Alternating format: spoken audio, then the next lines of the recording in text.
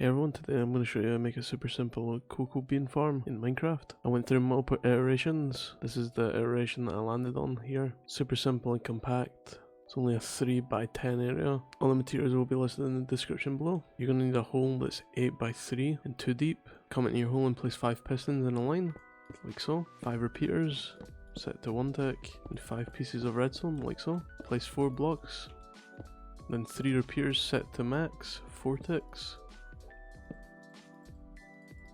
Place in a temporary block right here, then place in your jungle logs 6 high, like so.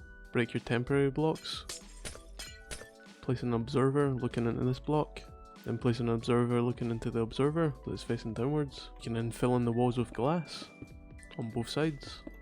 Come to the top and place a temporary block, and then place your pistons facing downwards, and fill in the roof. Should look like this so far. Come to the left of this glass block and place a block with a button on it, some redstone dust behind it. Then you're going to make a diagonal staircase made of glass so that the redstone can go through the glass, like so. Then place in your redstone.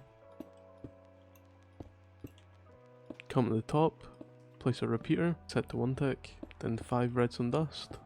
And that's you basically done. When you press this button, the pistons at the top will push the jungle logs down, triggering this observer, which will trigger this observer, which is on a delay that will trigger these pistons to push it back up. Now you can just build any storage system you want. I'll just be using a simple double chest.